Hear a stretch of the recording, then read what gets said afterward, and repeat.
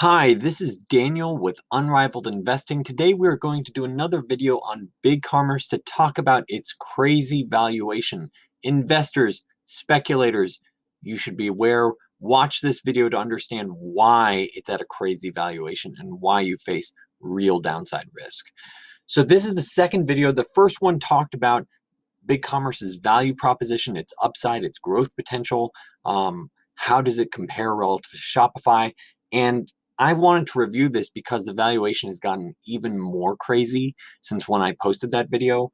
But before digging into the current setup and why I think there's a crazy valuation, if you're interested in finding companies that could potentially go up hundreds or even thousands of percent, hit subscribe to this channel. And if you want to follow my personal financial journey, what I'm buying and selling in any given month, go to unrivaledinvesting.com. Also, if you subscribe to this channel, feel free to leave a post below saying, hey, this is a stock that I'd like you to look at, and I'll make sure to reply to you. Thanks. So what's the goal of this video? What's the source of the mispricing for BigCommerce? Why this decision by management at BigCommerce has literally cost the company hundreds of millions of dollars? And updated thoughts on the current valuation. Let's dig in. So why do I think there's this huge mispricing? Well, first, the company's trading at approximately 60 times next 12-month sales. So that should be a good clue. 60 times for a company growing maybe 30%, and that's 60 times sales. That's before any expenses or anything like that. So I mean, sometimes 60 times earnings would be expensive. And keep in mind, this is a company that's already losing a lot of money, far from break even. But anywho, maybe that's just a clue for maybe observant investors. But there's something even more critical going on that's leading to this crazy valuation. We need to understand the IPO process in order to understand why there might be a crazy valuation right now that may not persist into the future. And so what's the IPO process first? An IPO process is a company, they work with a bank or an intermediary / underwriter. In this case, Morgan Stanley and Barclays were the lead underwriters for BigCommerce, where they help spin, craft a story and find investors and build a book of, say, hey, here are the investors that are looking to potentially buy this stock at X price. And the reason why the investment bankers are underwriters is because they're underwriting the risk. They're setting a minimum price that BigCommerce can sell this stock to. So BigCommerce sort of gets a guarantee that they get a minimum of revenue, and the underwriters, they take on some risk that the stock price could go down and they're buying it. So they want to make sure they get this book of buyers that are willing to pay at least the price that they're going to pay to the company. Generally, this work costs around 3 to 7% of the equity. And why do companies go through with this process? The underwriters guarantee a minimum price that they can sell the stock. This is really important because it provides a minimum guaranteed proceeds for the company. This can be really important for a company where you start off with a crappy balance sheet that already has really expensive debt. In the case of BigCommerce, they had 10% interest rate. And keep in mind, this is 10% interest rate in a world of low interest rates. They had 10%. What's that tell you about the lenders? They had 10% interest rate from their preferred investors before this. So they needed the proceeds to pay down those preferreds. So they really wanted to make sure they got those funds. But why does the IPO process result, or why can the IPO process result in a crazy valuation? Because the underwriter wants to make sure they can offload the shares they bought at a profit. They generally, this is the general process for underwriting, is generally the underwriters limit the amount of shares that can be sold over time. And this is known as a lockup period. So for BigCommerce, for example, nearly 80% of the shares outstanding must be held for 180 days following the most recent prospectus. Prospectus is the item that allows them to do an IPO.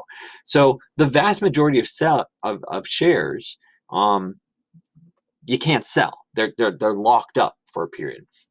So why does this drive a crazy valuation? It's sort of like, I didn't put a picture of a pie here, but you can imagine, like, you limit the supply, you hype up demand, you do this roadshow where you're talking to all these people about why BigCommerce is the next best thing, and you're going to get crazy valuation. And the reason why I say I didn't put a pie, but I should have, is that, like, if you're offering to sell an apple pie, and then you're like, actually, this is the best pie you're ever going to have. It even beats Costco apple pie. And actually, you know what? all these people are super pumped to have some apple pie, and you're like, you know what? We only have 1/10 or 20% of the pie is available for the next half year. Well, yeah, the price of that pie, for that leftover pie, is going to jump a lot because you've generated all this demand and you've limiting the supply. It's basic demand supply. Pump up a lot of demand, limit supply, you're going to get higher prices. And keep in mind, that's the incentive of the bankers that want to get a profit on this because they're underwriting it. They're the ones that are making the initial purchase. So is there a better alternative to the IPO process? And there is a better alternative. It's called a direct listing, where the company largely avoids the underwriters. The underwriters will help them, craft the story and help them draft the documents that they're going to file with the SEC. But the company sells their shares straight into the market. There's no intermediary process where there's the banker and the banker has to buy it, and then the banker sells to this hedge fund, and the hedge fund's going to flip it to the mutual fund. The mutual fund's going to sell it to some, dumb retail investor. There's no process like that. It's the company selling straight to potential investors.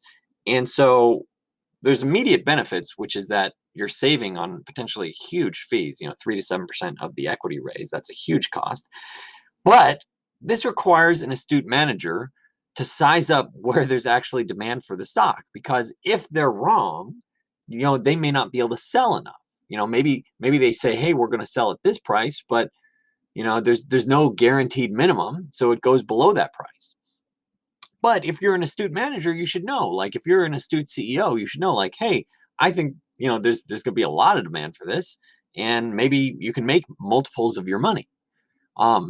So am I saying that BigCommerce missed out on a lot of upside?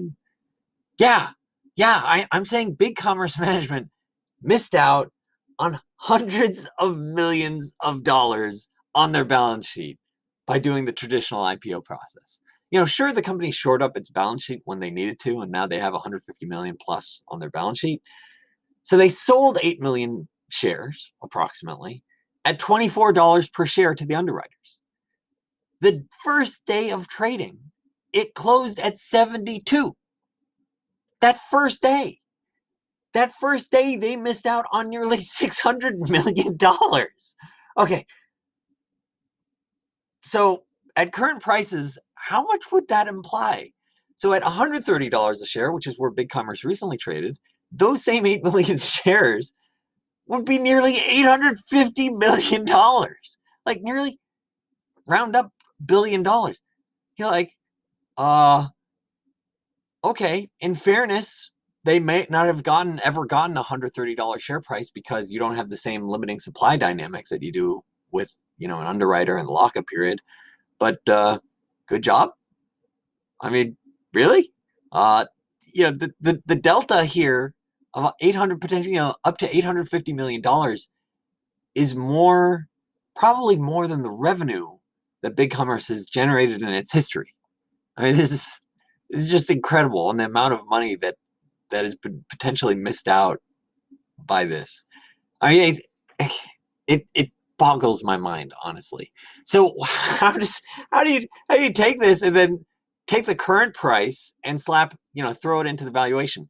This is the same sheet that I had in the last video. So any interested speculator, investor, trader, I'm giving this sheet to you free. You can just click on the link below this video and you can put in your own assumptions. Like, if you're thumbs downing this video because I think the valuation is crazy, I say check out your own assumptions and play with it.